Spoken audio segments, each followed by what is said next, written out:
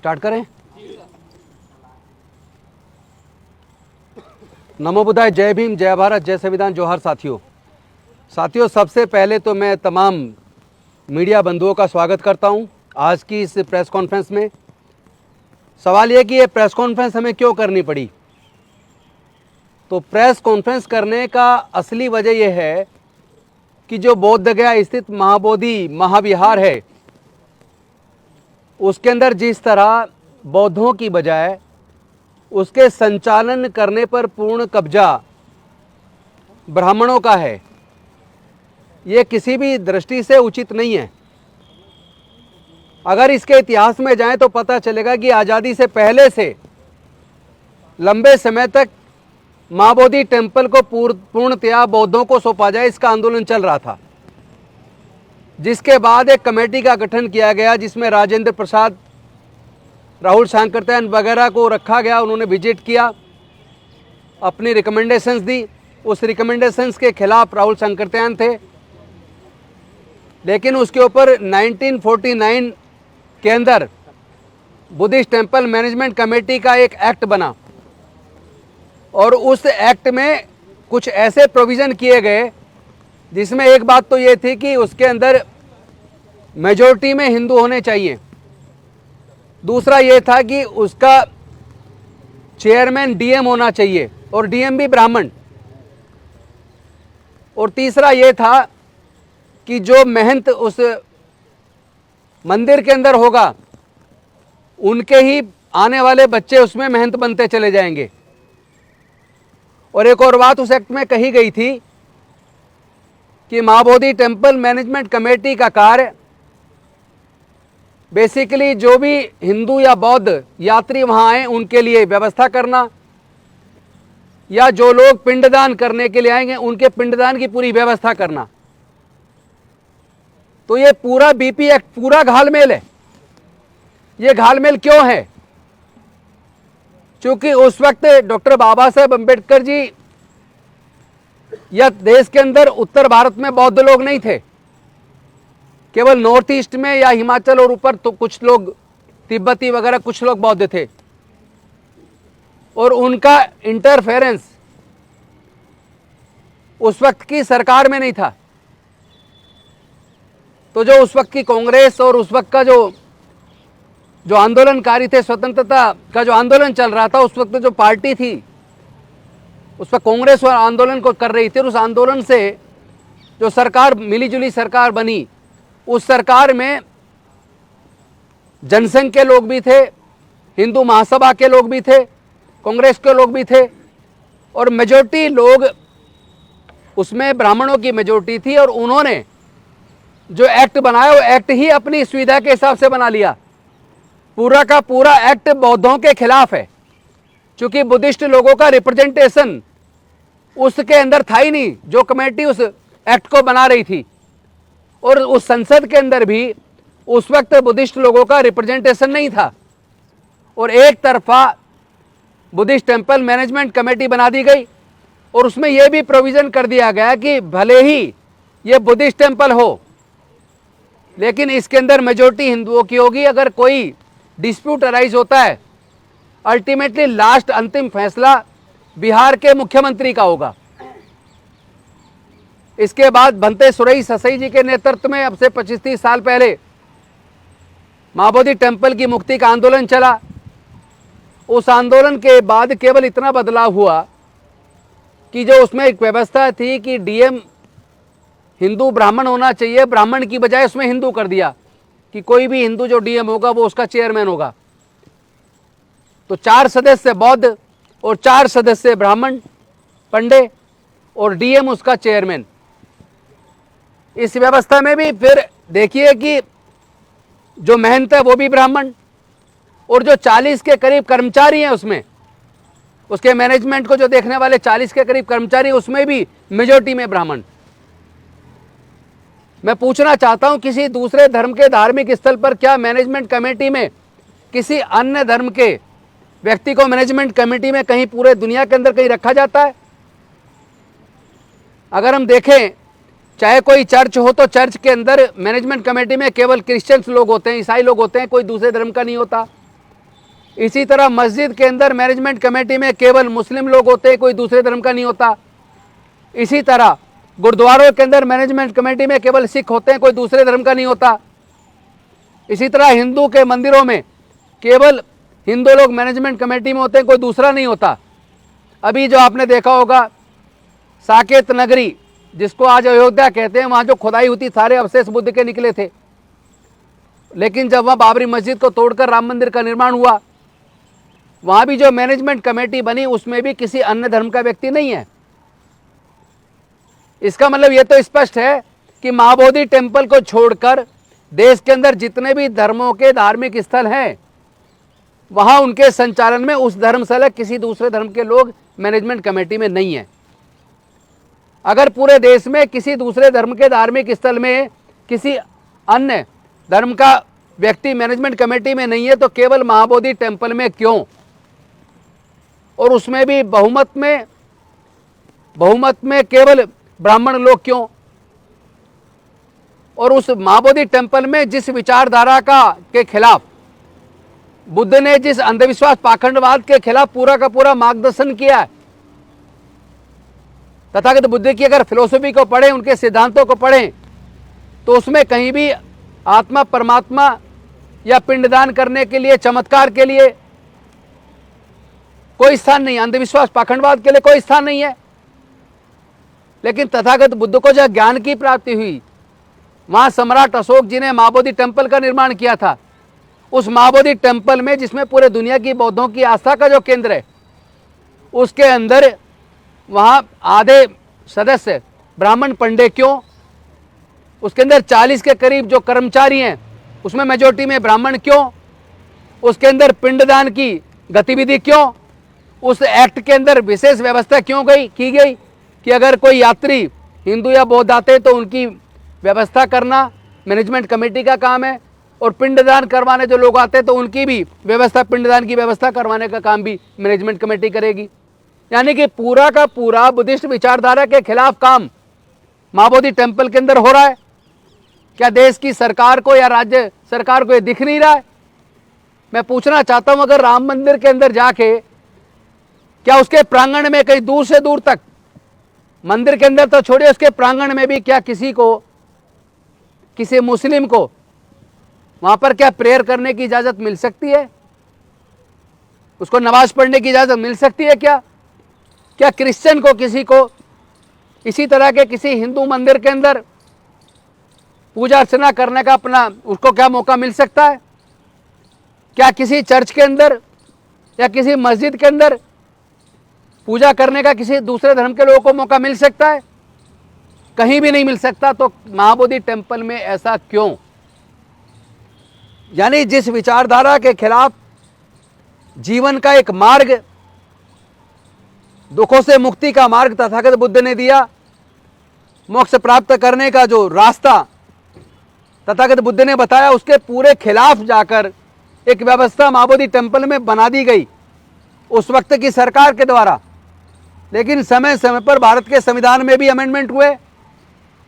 अभी आपने देखा होगा Indian evidence act, Indian penal code, criminal procedure code के अंदर भी अमेंडमेंट हुआ है।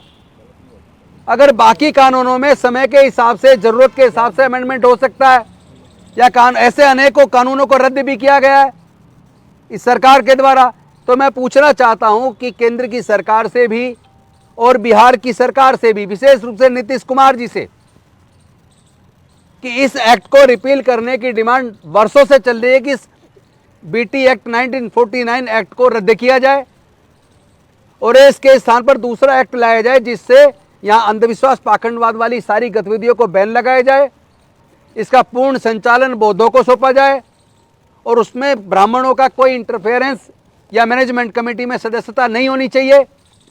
इन्हीं मांगों को लेकर हम लोग लगातार पिछले 12 तारीख से हमारे लोग भूख हड़ताल पर हैं।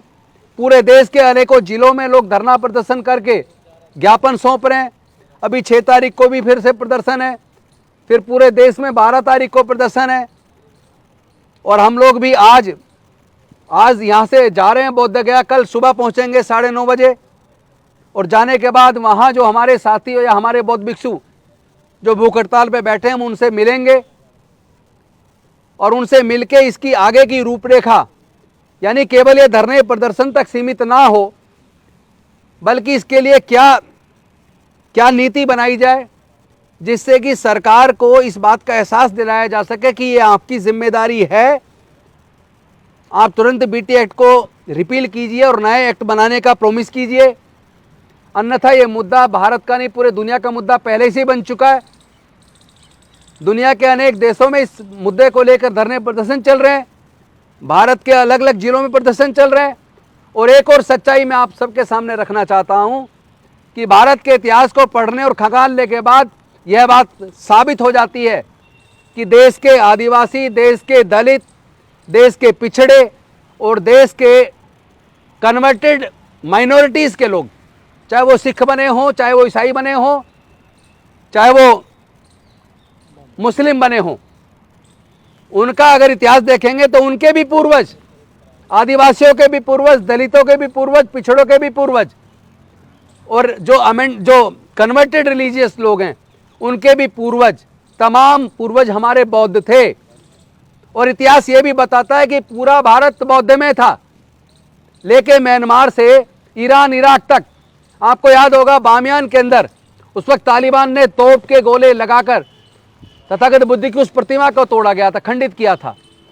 इसी प्रकार आपको पता होगा नालंदा विश्वविद्यालय में बुद्धिस्ट साहित्य को जलाया गया था।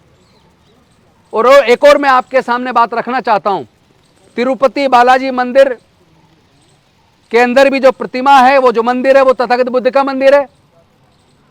और इसके साथ साथ जो उड़ीसा के अंदर जगन्नाथ जी का मंदिर है, वो मंदिर तथागत बुद्ध का मंदिर है। यहाँ तक कि वहाँ तो उसके बारे में स्वामी विवेकानंद जी ने जो लिटरेचर लिखा है, उसके अंदर खुद स्वामी विवेकानंद जी ने इस बात को स्वीकार किया है कि उड़ीसा के जगन्नाथपुरी मंदिर सहित अनेकों बौद्ध मंदिरों को कब्जा करके हिंदुओं ने उसको हिंदू मंदिर के रूप में कन्वर्ट किया है। अगर इन तमाम, अब से 500 साल पहले तक हिंदू लोग कभी भी कोई मंदिर नहीं बनाते थे, कोई मूर्ति नहीं बनाते थे। मूर्ति बनाकर और वहां पूजा अर्चना करने का जो काम था वो केवल बौद्धों में था भारत में। तो 500 साल पुराने भारत में जितने भी बौद्ध मिलेंगे, जितने भी मठ मिलेंगे, जितने भी शिलालेख मिलेंगे, तमाम अवशेष इस ओर इशारा करते हैं कि भारत में सब केवल बुद्ध का अवशेष है। ये देखिए, ये अभिमन्यु दास जी ने लिखी है किताब, जिसके अंदर जगन्नाथपुरी के मंदिर के बारे में खुद स्वामी विवेकानंद जी ने कहा है। ये वो किताब है, मैं उसका रेफरेंस दे रहा हूं, जो जगन्नाथपुरी के मंदिर के अंदर भी वहाँ उसके मैनेजमेंट ने भी कहा और रखी हुई है। वहाँ कोई भी इस किताब को निकाल के पढ़ सकता है, कोई भी स्वामी विवेकानंद जी के खुद के लिटरेचर को पढ़ सकता है, तो सबको पता चलेगा जगन्नाथपुरी का मंदिर, तिरुपति बालाजी मंदिर सहित अनेकों बौद्ध मंदिरों को कब्जा करके हिंदू मंदिर के रूप में कन्वर्ट किया। उसमें श्रृंगार लगाकर, टीका लगाकर, वस्त्र पहनाकर, आभूषण पहनाकर तथागत बुद्ध की प्रतिमा को एक तरीके से किसी देवी देवता के रूप में प्रस्तुत करने का काम किया है। ये दुनिया के बौद्धों के साथ धोखा है, ये भारत की संस्कृति के साथ धोखा है, और इस धोखे को हम उजागर करेंगे। सरकार को चाहिए, बिहार सरकार तुरंत इस पे एक्शन ले। आदरणीय नीतीश जी तुरंत एक आश्वासन दें कि वो इस एक्ट को रिपील करेंगे और Buddhist management committee, Buddhist temple management committee के लिए नया एक्ट बनाएंगे। और वो अगर ऐसा नहीं करते हैं तो मैं भारत के प्रधानमंत्री जी से भी निवेदन करना चाहता हूं, भारत के सर्वोच्च न्यायालय से भी निवेदन करता हूं, इससे पहले कि पूरे देश का बहुत बड़ा आंदोलन बन जाए और किसी भी प्रकार की शांति भंग होने की कोई ऐसी स्थिति पैदा हो जाए, उससे पहले हमारे देश के न्यायालय सुओ मोटो एक्शन ले, केंद्र सरकार एक्शन ले, बिहार सरकार तुरंत एक्शन में आ जाए और इसको एक बड़ा आंदोलन बनने से या शांति भंग होने से रोके। इस एक्ट को तुरंत रिपील करे, नए एक्ट की व्यवस्था का आश्वासन दे। अन्यथा ये समझ लें कि देश के तमाम दलित, आदिवासी, पिछड़े और कन्वर्टेड जो रिलीजियस माइनॉरिटीज़ हैं, वो सब लोग इस बात को धीरे धीरे जान रहे हैं कि उनके पूर्वज बौद्ध थे। इसका मतलब भारत में 90% से ज़्यादा लोग बौद्ध थे और वो सारे एकजुट होकर पूरे देश के अंदर इसको एक बहुत बड़ा आंदोलन बनाने वाले हैं।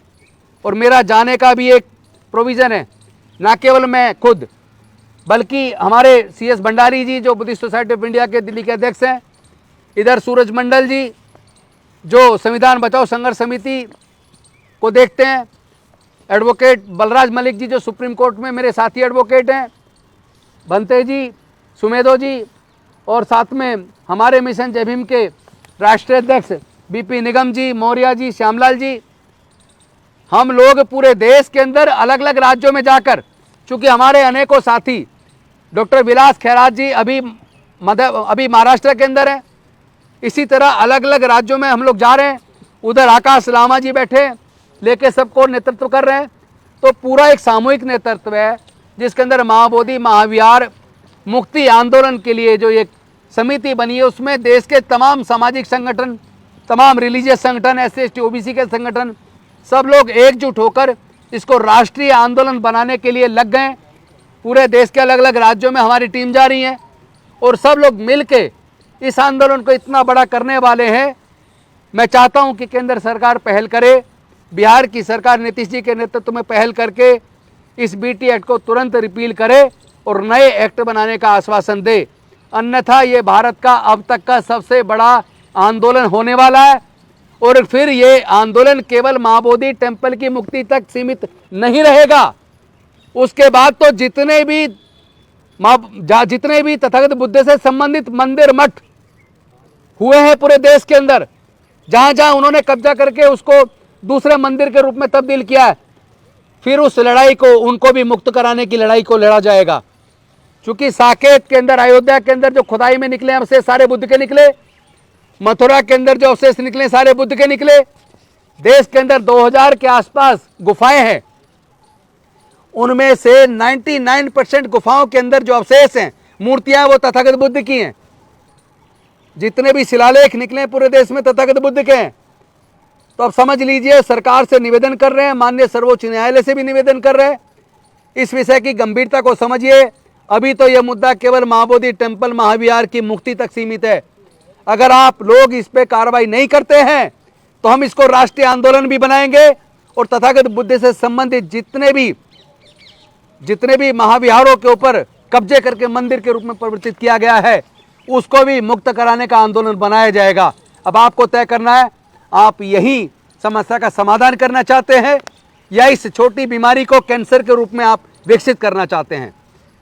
इन्हीं शब्दों के साथ मैं चाहूँगा कि हमारे CS भंडारी जी वो भी इस विषय पर संक्षिप्त में बात रखें। साथियों, इससे पहले कि मैं मंडल जी को बुलवाऊं, मैं आपको एक ये बता देना चाहता हूं, in the 7th volume of complete works of Swami Vivekanand, it is mentioned that Jagannath Puri was a Buddhist center which was converted to Hindu temple under the sway of the Vaishnavas. What Hindus think about this? तो ये उनके खुद के volume 7 के अंदर है। कोई भी इसको जांच सकता है, चाहे कोर्ट जांच ले, चाहे सरकार जांच ले, चाहे वो लोग जो लोग अवैध कब्जा करे बैठे हैं हमारे सारे मंदिरों पर, वो भी इसकी जांच पड़ताल कर सकते हैं। और इसके साथ साथ मैं तमाम देश के लोगों से निवेदन करता हूं, तमाम अम्बेडकरवादी बुद्धिस्ट लोगों से, तमाम दलित पिछड़ों से, जो लोग इस बात को मानते हैं कि हमारे पूर्वज बौद्ध थे, वो अपने अपने जिले से चिट्ठियां लिखकर राष्ट्रपति जी को भी और प्रधानमंत्री जी को भी, नीतीश कुमार जी को भी और वहाँ के DM को भी आप चिट्ठी लिख के अवगत कराएं और उनसे डिमांड करें कि तुरंत यहाँ से ब्राह्मणों को बाहर किया जाए, इस एक्ट को रिपील किया जाए। अब मैं निवेदन करूँगा प्रोफेसर सूरज मंडल जी से, वो आएंगे और वो संक्षिप्त में अपनी बात रखें। नमो बुद्धाय, जय भीम, जय मंडल। मैं जस्ट पहली बात तो ये कहना चाहता हूँ कि ये जो आंदोलन है, जो महाबोधि मंदिर को मुक्ति के लिए जो आंदोलन है, इसमें ये मैं अपील भी करूँगा कि पिछड़े वर्ग के लोग खास तौर से इसमें सम्मिलित हों, क्योंकि एक आम धारणा बनाई जाती है कि बौद्ध जो होते हैं वो अधिकतर दलित समुदाय से या अत्यंत जो पिछड़े वर्ग हैं उनसे। मैं आपको ध्यान दिलाना चाहता हूं कि तमाम ऐसे बौद्ध जो भी जहाँ भी बौद्ध विहार है बड़े जगह पे बिहार में, वो वैसे ही जगह पे है जहाँ बड़ी संख्या में पिछड़े वर्ग के लोग हैं। और एक खास बात है कि जो ये मुद्दा है, जो एक धार्मिक मुद्दा है, जो पार्टी अपने वजूद को धर्म के आधार पर रखती है, जो एक कुंभ के स्नान के लिए ये घोषणा करती है कि 40-50 करोड़ लोगों को हमने वहाँ पर इकट्ठा कर दिया, वो एक दूसरे धर्म के बात को और संवेदनशील बात को किस तरह से भूल जाती है, के प्रतिनिधि, जिसके कॉरपोरेट प्रतिनिधि मोहतरमा जब विदेश जाती है तो पहला लाइन बोलती है कि I come from the land of Buddhas. और वो व्यक्ति और वो पार्टी इसके प्रति असंवेदनशील है। एक बात कह के मैं अपनी बात समाप्त करता हूँ कि बीपी मंडल जब बिहार के मुख्यमंत्री बने थे 1 फरवरी 1968 को, तो जो प्रथम धार्मिक स्थल जो उन्होंने विजिट किया था वो महाबोधि टेम्पल था। और ये खास हिदायत के साथ, 2 हिदायत के साथ, पहला हिदायत उन्होंने जो आयोजक थे उनको कहा कि पुलिस संरक्षण में बिहार के मुख्यमंत्री नहीं जा रहे हैं, एक पिछड़े वर्ग के नेता बीपी मंडल अपने पिछड़े वर्ग के साथियों से और महात्मा बुद्ध के प्रति श्रद्धा रखने वाले लोगों से मिलने जा रहे हैं, ये घोषणा करके वो गए थे। और उन्होंने कहा था कि पुलिस बंदोबस्त के अंतर्गत मैं नहीं जाऊंगा। और वही समाज और वही समुदाय अगर चाहे तो बिहार सरकार और केंद्र सरकार की कोई हैसियत नहीं है, वो एक इकट्ठे अगर खड़े हो जाएंगे तो एक दिन में महाबोधि मंदिर के जो मुक्ति का मार्ग प्रशस्त हो जाएगा और महात्मा बुद्ध के जो उनकी जो परंपराएं हैं और शिक्षा है उसको सही मायने में, और जिस तरह से जो हिंदू समाज, तथाकथित हिंदू समाज के एक बड़े वर्ग को शूद्र कहकर प्रताड़ित किया जाता है, उनके भी मुक्ति का मार्ग प्रशस्त हो जाएगा। इसी बात के साथ जय संविधान कह के मैं अपनी बात समाप्त करता हूँ। इसकी वजह से ही भारत का नाम समस्त संसार में रोशन है और इसी नाम को हमारे प्रधानमंत्री, हमारे राष्ट्रपति, हमारे देश के सभी लोग जब जाते हैं इस नाम को लेते हैं तो उनका जो मंदिर है, उनका जो विहार है जहाँ पर उन्होंने ज्ञान प्राप्त किया, उसकी जो आइडेंटिटी है उस आइडेंटिटी को धूमिल नहीं किया जाए, उस आइडेंटिटी पे किसी दूसरे धर्म की आइडेंटिटी ना डाली जाए। वहाँ पर जो पुरोहितवाद है, वहाँ पर जो अंधविश्वास है, उन क्रियाकलापों को नहीं किया जाए। जो भिक्षु लोग जो शांति के और संसार के अंदर ज्ञान को प्रचार करने वाले हैं, उनके विचारों को सुन करके जो वहाँ का मैनेजमेंट कमेटी है वो बौद्धों के हाथ में दी जाए और वहाँ की सैंक्टिटी को मेंटेन रखा जाए, यही मेरी गुजारिश है। जय भीम, नमो बुद्धाय। बड़ी न्यायपूर्ण बात है, पूरे भारतवर्ष में ऐसा कोई भी धार्मिक स्थल नहीं है जो उनके अनुयायियों द्वारा संचालित ना हो। केवल और केवल महाबोधि विहार बौद्ध गया में जो स्थापित है वो ये एक धार्मिक स्थल ऐसा है जिसका संचालन दूसरे धर्म के लोगों को दिया गया है। ये बड़ी न्यायपूर्ण मांग है, हम आह्वान कर रहे हैं, बड़ी न्यायपूर्ण मांग है, सरकार से मांग कर रहे हैं कि बीटी एक्ट को तुरंत ख़त्म किया जाए, 1949 के एक्ट को, और इसका पूरा संचालन बौद्धों को सौंप दिया जाए। बहुत बड़ी बात सरकार के लिए नहीं है, बहुत न्यायपूर्ण बात है। अन्यथा अब ये आंदोलन बहुत तेज़ी से पूरे भारतवर्ष में ही नहीं पूरे विश्व में फैलने जा रहा है। हम लगातार इसमें संचालित रहेंगे और सबको आह्वान कर रहे हैं कि जो ये आंदोलन है इसको और हमारा सहयोग दें, और अब जब तक ये हमारा बौद्ध विहार, हमारा महाबोधि टेम्पल मुक्त नहीं हो जाता, इसमें लगातार हमारा सहयोग देते रहें। जय भीम, जय भारत, नमो बुद्धाय। साथियों, महात्मा बुद्ध मानवता के प्रतीक हैं और भारत की पहचान महात्मा बुद्ध की वजह से है और तथागत बुद्ध की वजह से है। और सनातन परंपरा के असली पुरोधा अगर देश में कोई रहे हैं तो तथागत बुद्ध हैं और महावीर जैन जी। जो बीच में वर्णवाद का जो देश में हावी हुआ, मैं तो कहूँगा इंट्रूडर, घुसपैठिए, अनधिकृत तरीके से किसी चीज़ पे कब्जा जमाने वाले लोग, तो इसलिए देश में जो मानसिकता हावी है, जो हावी होने की कोशिश में है, जो पहले उन्होंने रिलीजियस सत्ता पे कब्जा किया इस देश के अंदर, अब वो पॉलिटिकल सत्ता पे भी कब्जा हो गया है और वो लोग चाहते हैं इस देश के बहुत आमूलचूल परिवर्तन और उसी तरह का वर्णवादी मानसिकता, मानसिक गुलामी, विवेक का कोई काम नहीं, संविधान के खिलाफ काम। संविधान हमारा कहता है कि सबको साइंटिफिक टेम्पर का बनाना है, क्वेश्चन रेज करना है, इसकी छूट कहाँ है? सिर्फ और सिर्फ तथागत बुद्ध ने इस बात को दुनिया के सामने रखा कि मेरी बात मानने की भी जरूरत नहीं है, अगर मैं भी गलत हूं तो उसको जांचो परखो। इतनी फ्रीडम अगर किसी ने इस पूरी मानव जाति को दी हजारों साल पहले, वो तथागत बुद्ध थे। तो इस धरती को और पूरे देशवासियों को गर्व होना चाहिए इस बात पे, और सबको, ये सबकी ड्यूटी है, पूरे इंडिया के सब सिटीजन की ड्यूटी है। और जिनके अंदर भी वर्णवादी मानसिकता है वो भी उसको त्याग के, उसको जूते मार के उस मानसिकता को मानवतावादी मानसिकता पे आए, और सारे मिल के यूनैनिमसली इस देश के सिटीजन आगे आएँ और उस जगह को जहाँ तथागत बुद्ध ने ज्ञान अर्जित किया और उस ज्ञान को पूरी दुनिया के साथ शेयर किया। हम सब लोग, मैं आह्वान भी करता हूँ देशवासियों को कि सब मिल के आए, इसमें वर्णवाद धराशायी हो मानसिकता। मैं यहाँ इंडिविजुअल और लोगों की तरफ इशारा नहीं कर रहा, मैं उस मानसिकता की तरफ इशारा कर रहा हूँ जो इस देश में घुण की तरह से है, दीमक की तरह से है। इस देश को वर्णवाद मानसिकता को दीमक की तरह पूरा खत्म करेंगे, वरना इस देश का जो भाईचारा है, जो बिल्डिंग है मानवता की, उसको ये धराशायी करके मानेंगे लोग। इसलिए ये मत सोचो कि सरकार सत्ता में कौन है। सत्ता में तो कुछ लोग जुगाड़बाजी से आ जाते हैं, ये सत्ता में आने का तरीका भी डेमोक्रेटिक नहीं है इस वक्त देश में, ये भी अनडेमोक्रेटिक है, ये कब्जे की मानसिकता सारी है। तो जहाँ पे इवन जो कानून वहाँ बना हुआ है उस पे किसी भी उसका नॉन बुद्ध, जो बौद्ध धर्म से रिलेटेड आदमी नहीं है, जो उसके बारे में जानता नहीं, समझता नहीं, उन लोगों का कोई काम नहीं वहाँ पर, सबको निकालना होगा। और मैं तो एक और कह रहा हूँ, ये इकलौती मांगनी, जब वर्णवादी मानसिकता इतनी हावी हो रही है, देश भर की मस्जिदों में वो मंदिर ढूंढ रहे हैं, अब पूरे बौद्ध समाज को, इसमें बौद्ध समाज को नहीं, पूरे देश की जनता को इसमें साथ जुट के खड़ा होना पड़ेगा।